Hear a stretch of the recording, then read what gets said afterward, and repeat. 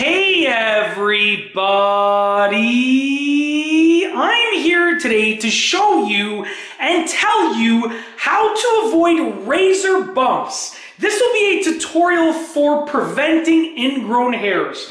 Now this will be true no matter where you're shaving. I use these methods whether I'm shaving my face, my head, my chest, my arms, anywhere else. It all depends, but at the end of the day, these are methods that are true for all types of shaving. So I'm gonna actually be shaving my face. I'm gonna turn the water on here. I'm gonna be shaving my face as I basically tell you what the tips are for how to avoid razor bumps. Because razor bumps lead to ingrown hairs, which are very, very painful.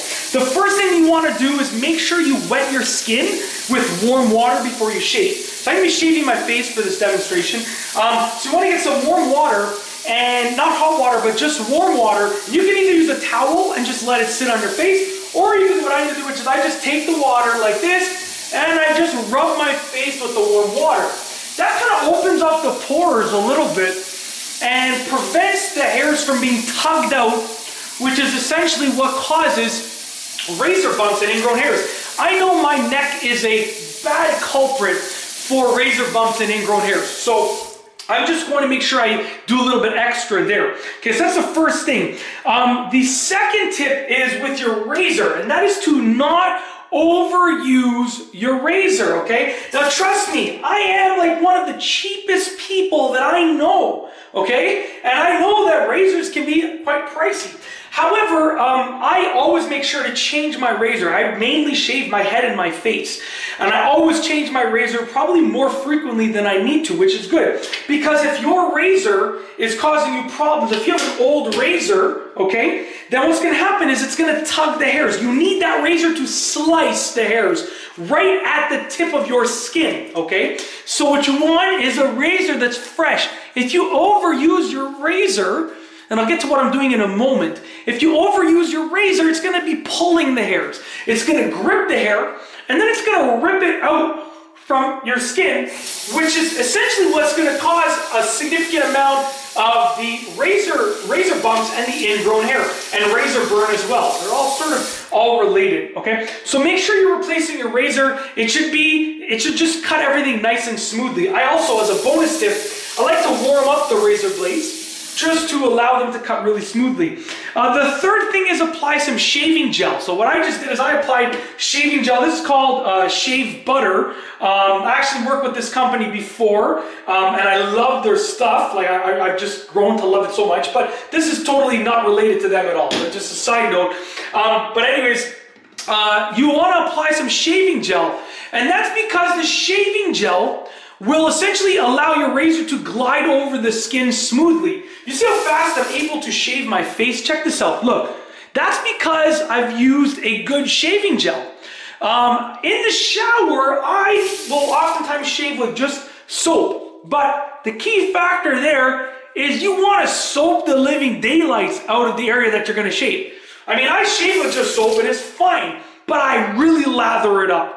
You want to essentially make sure that it is going to be nice and smooth, okay? Which will allow the razor to just glide right over, okay? So you want to apply some shaving gel and apply a good amount of shaving gel at that. Now, next thing, this is probably one of the more important things, and that's to shave with the grain. Now, when I shave my head, I shave against the grain, but here's the thing.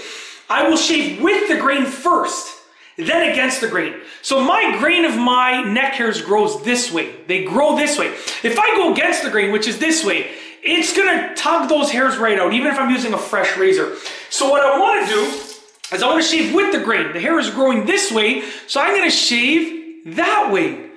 And if you wanna go against the grain, that's totally fine too, but make sure you're going with the grain first. So I'm going with the grain here, okay? As you can see, you can probably hear that. As I shave my neck, I'm going in the same direction that the hairs are growing.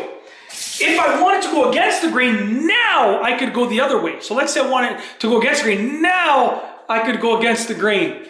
And it would lead to me not having any ingrown hairs or any razor bumps, okay? As you can see right there. And that's because you're cutting the hair super short first. then you're going against the grain. That's what you want to do. Last but not least, the fifth thing that you really need to do if you want to avoid razor bumps and razor burn and ingrown hairs is moisturize after you shave. Now, believe it or not, most people think that the ingrown hairs and the razor bumps and the razor burns, that they all happen while you're shaving. And it's true that quite a few of them happen in that situation. However, you should know that a lot of the ingrown hairs happen after. So what happens is the hair is trying to grow out, right? But it can't grow out. So it becomes an ingrown hair and creates these razor bumps, which at the end of the day, excuse me, if you moisturize your skin, you're actually giving those hairs the ability to escape from underneath the follicles, which is in essence what allows you to have a nice clean shave without any razor burn.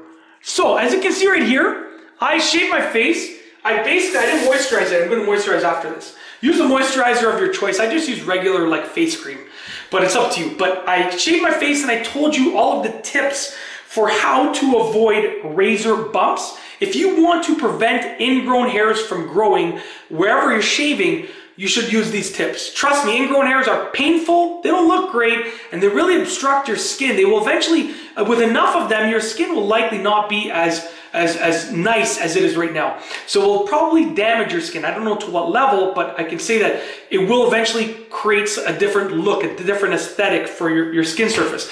So use these tips effectively and you'll be good to go. And that's it. If you like this video, please be sure to give it a thumbs up. Let me know what you think down below as a comment. And of course, be sure to subscribe for more great videos just like this one. And that's all I have for you today. Thanks for watching.